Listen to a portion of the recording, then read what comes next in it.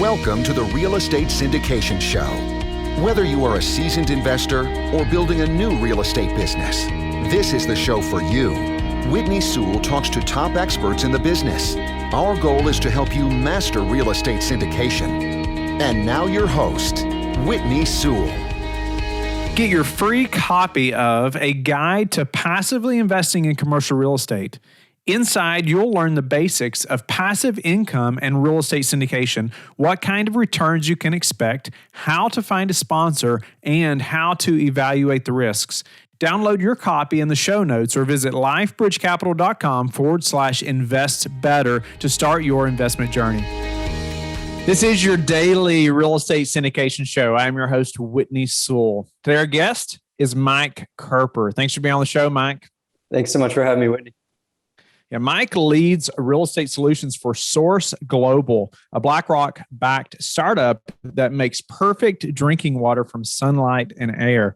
Mike is a West Point grad, formerly served as a U.S. Army infantry officer and on the Starbucks strategy team for international licensing. He's passionate for finding outside-the-box ways that real estate firms can drive value or valuation and attract stronger investment through sustainability. Mike, first off, thank you for your service. I appreciate that very much. And then, welcome to the show. Well, thanks again for having me, Whitney. And I definitely appreciate your support. Yeah, well, Mike, let's just jump right in. Tell us what you do for Source Global and why that's important to us as real estate owners and investors. So I work on our North America team, and I work specifically with folks in the real estate industry and the hospitality industry to try to bring sustainability into their portfolios, right? And we try to do that in a revenue positive way. So a lot of the examples I'm going to bring up today about how to drive value through sustainability, it's really trying to challenge some of the traditional perceptions that a lot of folks, whether you're a developer, whether you're a syndicator, that exist out there about water sustainability, right? So, a lot of times we feel that sustainability is really just, we're looking to save resources and cost, whether it's electricity or water. Or on the other hand, you may have a perception that sustainability is something where you pay premium prices for products, whether those are building materials, furniture that you choose in your design. And whether through my work with Source or through the other examples I'm going to bring up, it's really about turning that narrative around and looking at what are ways that we can go on offense with sustainability and start generating NOI actively, because everyone has an opinion about the environment, but no matter what, I think a lot of these things are things that you should do to not leave money on the table. Whether your fiduciary responsibility is to a pool of investors through syndication or through yourself if you're your own investor. Okay, well, let's jump into that a little bit. You mentioned like generating NOI through sustainability. What does that mean a little bit? How do most people do that? How do you all help people do that? Sure. So I'll start off just with the example of what I do at Source specifically, right? And so full disclosure, I work for this company, but I think it is a good example, an illustration of how you can start actively generating revenue that produces NOI from sustainability and not just influencing the cost side of the equation. And so, as you mentioned, at Source, we have a product called the Hydro Panel, which looks a lot like a solar panel, but instead of producing electricity from the sun, it generates perfect drinking water from sunlight and air, right? So it harnesses the natural water vapor that is found in the atmosphere. The technology we have, it adds minerals to the water to give it the full flavor, taste profile you would find in a premium bottle of water that you'd get from the Alps or a small island in the Pacific. But it's generated locally, right? It doesn't come from all the way around the world. And so while this tech is cool in and of itself, in my opinion, kind of nerd out on these things, but what we try to do for whether it's a hospitality client or a real estate client is we turn this into a service, an ancillary service that you can use to better serve your residents at your property. And so we do this in a couple ways. One, a lot of times there's just not enough space on a property. We wouldn't want to put hydro panels all over your building and completely ruin the design. So a lot of times what we'll do is we'll create a water farm in the same city, and it's on a cheaper piece of land not far from your property. And from there, we can either bottle the water and we can deliver it to your residence, milkman style or water cooler style, or we could use it to feed dispensers, ATM style, where residents can go in the common areas and fill up a pitcher that's linked to your rent and utility software, and they can get that same bottled water quality without having to go to Costco and haul it back. And we do this with a couple different operating models that really take your property staff out of the picture, so it's very low impact on them. We have models that remove all of the capital expenditure from the equation, so that this really is fairly de-risked.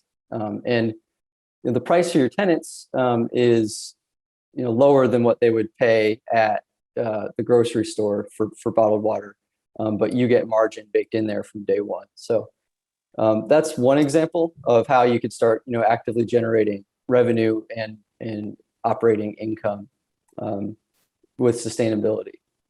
That's interesting, Mike. So you mentioned like a water farm close by. That's interesting just to think about it like that. But how much land do we need for something like that? How far away, typically is that happening?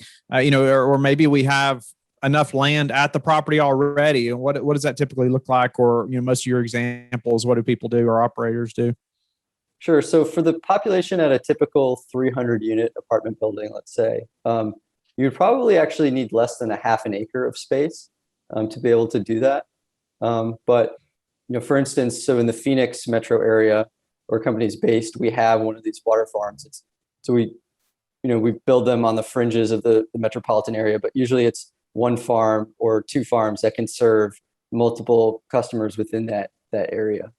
And so you're looking at trucking water to those locations from the farm to the clients, anywhere from once a week to once a month. Is it just drinking water, or is it water that they're going to go get for drinking, or is it something that can be plumbed through the entire property? Sure. Yeah. At this point, I would definitely only recommend it for drinking. It's not going to be a cost-effective way to take out all the water you would need for showering and doing the dishes, etc. But maybe one day we'll get there. But definitely for a lot of folks, like we spent a lot of time in places like Tampa Bay and Dallas, where it's just not, you just do not drink the tap water. It just does not taste good, and it becomes a weekly chore hauling that water back from the grocery store. And so this is a really great way to end that pain point for your residents in a way that also earns you some income. So this design though is actually like pulling moisture out of the air. I take it. Something is powered by solar, and so it's gonna all self-contained there. It's not like your a truck comes in and dumps a bunch of water in this thing and it's purifying it some way or running it through some filters, right? Yeah, that's the really cool part. Is it's completely does not take any grid inputs whatsoever. It does not take a drop of water from the grid. Does not take a single watt from the power, and so when we do some of those solutions, like where we create a reservoir on the property, a small reservoir to feed dispensers, for instance, that is an independent water supply that would never be affected by things like boil water advisories or other natural events that we've unfortunately seen, in places like Texas throughout this year. So it is have that added, sense of security for folks that I never have to go fight for bottled water in a grocery store line in the event that something goes wrong. It's interesting. So I grew up in a really small town in Kentucky, and I've noticed that in this small town, like we go back to visit, and there's a couple of these stations where people can get ice and filtered water, right? And I don't think these stations are as complex or as nice as what you're talking about. However, still, people do come. It's just this nonstop thing. People are coming getting water and ice, right? From these stations, and even they carry these big jugs, so they can carry enough back for drinking water for the week or for a few days or something like that. But I was thinking about this. Could it even be like a separate business? I was thinking about, if you have, if you bought a half acre of land somewhere, say close to your property, is this something that other people, can come use as kind of its standalone business so that, other people in the community could use it also? Definitely. We are doing that in several communities just in the United States alone, where we will partner with a local entrepreneur to create, someone who is going to create local jobs for the bottling and the distribution and things like that, and has the local networks to go sign up customers. And we do actively, especially in marginalized communities, we're really pursuing that model. What kind of, I guess, how long till we see a return on our investment on something like this? So the amazing part is that for certain deals that qualify, you can have positive ROI from day one, because we offer a particular model which mirrors what's done in the solar industry, where the customer only pays to offtake electricity, in this case water, where you only pay to offtake water at set rates. So we handle all the upfront investment and startup costs, and you just pay the predetermined contracted water price. And there should be enough, we aim to get those projects scaled appropriately so that you can then, if you are an apartment operator, you can offer that to your clients at a price that's competitive with bottled water, but there's enough margin in there already from day one. So the payback period is literally zero. What's the biggest risk in this? Where's it going to mess up? Or what's the biggest trouble maybe some of the operators have had? Yeah, I think the biggest fear that people have is if you do go with that model, you are, looking at buying a certain quantity of water every year. And so we do a lot of work up front to do very deliberate tenant surveys and to introduce this concept to residents such that we have an accurate picture of demand beforehand, because you don't want to be contracted for all this water and then, demand doesn't materialize. And so we take very great pains to properly size the solution so that we are, getting the right number of panels, the right quantity of water for your property. And then that we have, the ability to scale up if demand, if your occupancy soars or all of a sudden folks really want this. So. Nice. So there's a way to start smaller and then increase the size of the system somehow? Absolutely. Yeah, it's very plug and play. You can, as your occupancy and demand assumptions change, we can scale with that. Nice. Okay. What about, I was just thinking through, like in the community, how this would be viewed. It would be hard to keep other people from coming and using it, I would imagine, as well, if they wanted to. And I don't really know what the problem with that would be, unless it's a traffic issue or, other things like that. But depending on the location. And I was just thinking through tenant, you mentioned like an accurate picture of demand. What are a couple ways, a couple of things that could tell you this, or are there ways to, you see people like poll their tenants, to ask about things like this, or what are a couple of things that would say, that may be a good option for our property? Sure. So, in a closed community like an apartment building, we do the surveys in advance, and so our brand team will develop whether it's a direct email introduction to the resident, or if it's a postcard at their door, with a QR code that they can go to a special curated website that introduces the concept to them. We can track enrollments through those types of tools. Now, and then when it actually comes to the service, you're either, if you're doing the delivery method, then the tenants are signing up for, say 3 of the 5-gallon water cooler jugs per month, for instance. So that's a set, that's a known quantity. Or when we do have dispensers, so let's say we put dispensers on each floor of an apartment building, what a lot of customers want is a special RFID chipped water container that they can use. And it's, you're only metered for what you take. And that, that meter is linked to your rent that you pay every month. And so you need one of those jugs. You need to be enrolled in order to use it. In other properties, so we are looking at doing some work in RV parks, in places where it's really hard to get good tasting water and ice. And part of the appeal to the property owner is that there are a lot of people that would pass by the site on their way to work every day and want to fill up on ice and water. And so you want to invite them in. But in those cases, we have to look at, we have to look at traffic patterns on Google. We have to look at, are there other sales you're doing at the property, like propane, for instance, that might be a good proxy to tell us, what outside traffic looks like to the site. And so, and then we take a conservative approach again, so we're not overburdening you with capacity from the beginning. And if we find out that, hey, you got a winner here, then let's rescale it. So you mentioned, I have not heard of that before, about the tanks or containers that are, I guess they have some kind of device on them where the system knows how much water they're supposed to get per month. Right. That's so interesting. And so if it's somebody new coming up to the system, how do they get signed up for something like that? Or do they have to connect to the leasing office, and how do they get their own container and all those things?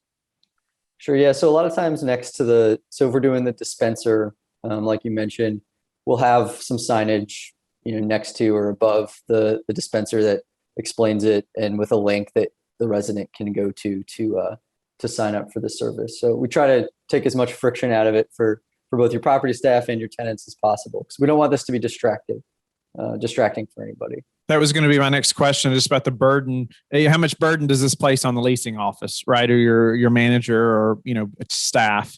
Anything really, other than tenants probably coming to them first to complain. If there's an issue of some kind, any other burdens or issues that it places on the staff? Sure. So there really is not, and whether we're doing the delivery method. So in that method, either our own company directly or our third-party partner is handling the actual delivery to the unit. So your employees never have to haul water around the property. If we're doing the dispensing method, that's truly automatic, and there is, of course, a little bit of construction up front, which we include in the project price of the water. And a lot of times this construction is actually very, it's a lot lower impact than you would think, because we're not having to tap into any existing pipes. If anything, we'll put a small reservoir in a maintenance dock, a maintenance closet, the roof outside the building, something that's an untouched or marginally used space. And we'll connect that with our own 1/4-inch flexible piping, which integrates. It's a very quick install that our staff handles. It shouldn't ever be something that we're using plumbers to wreck your piping, or to do huge aesthetic changes to your property or anything like that. So is whether we're doing the dispensing delivery methods, is the unit itself going to be the same? The actual water is the exact same. Definitely. I just mean the unit that we're purchasing to put on our, on the land, is that going to be the same? Could we do either method or both? Oh, gotcha. Yeah, you can do either. If you're doing delivery, then we don't have to put a reservoir on site. If you are doing the dispensing method, then we will have to put a reservoir of some kind. And we have a variety of options of sizes to get the appropriate one, both for the space you have and for the demand that you have. Okay. Mike, anything else you want to leave us with as far as Source Global or being able to do this on our properties before we move to a few final questions? Yeah, I guess just the last thought I would leave you with is that we really do try to de-risk this and make it as low impact as possible. And so, we find that people are oftentimes pleasantly surprised once we have those initial conversations with them about, this is trust me, this is easier than you think. And we're going to go through great pains to make sure we have the right size solution for your property. To ask you, how many are being used in the U.S. right now? I'd have to get back to you on the exact install amount, but we are in 49 countries. I think we just crossed mark. We just last month we closed a huge deal to help bring our panels to 500 homes in the Navajo Nation. This is the Native American reservation in New Mexico and Arizona, where you have almost 100,000 people who are not drinking, who do not have safe, regular access to drinking water. And a lot of them are drinking, poisoned well water from uranium. So that's going to be a huge impact that we were able to have on a population. And hopefully that's just the beginning of our work there. Yeah, I guess if you're doing this in 49 countries, you all have installed a few of these. That's pretty incredible to be that big or to have put that many in. It's just incredible to be able to provide that kind of water to those kind of people that don't have it, right? Don't have access to clean water. and we obviously need it. So that's a big service there. So grateful for that. Well, Mike, do you have any daily habits that you are disciplined about that have helped you achieve success? Sure. I mean, I try to, this is a stereotype that comes from the military, and there's a very famous admiral who led the Bin Laden raid, who's famous about saying this, but he says, the first thing you should do in the morning is make your bed, because if nothing else, you've achieved something, right? You fail at everything else, you've achieved at least one thing, and it's the first thing you do in your day. And I kind of I do take that literally. I also take that in a bit of a metaphorical sense of, I try to knock out, my high priority tasks in the morning when I have the most focus and brain power. And so that, if I knock out those big rocks earlier on in the morning, then even if the rest of the day, gets all off track, then at least I've accomplished the most meaningful things that I had to accomplish that day. I've seen his speech where he's talking about that. I think that's really neat. And even if you wreck your entire day, guess what? You get to get back into a bed that's been made, right? Exactly. Something like that. Those days happen. What about the number one thing that's contributed to your success? I'd say, finding teams to join where you enjoy doing, hard work with focused, inspiring people is really, whether that's in the military or here at Source. And that's kind of the aspiration that I've always had. And it's when I feel the most fulfillment out of whatever I'm doing. And how do you like to give back? I like to give back, the work that we do is meaningful because not only do we get to work with luxury developers, but as I said, we do some work in some very, very challenged communities, a lot of times folks that were left behind. And that should never happen anywhere. It should never happen in America. And so it gives me a lot of sense of pride to be able to, change a meaningful part of people's lives through some of the work we do here.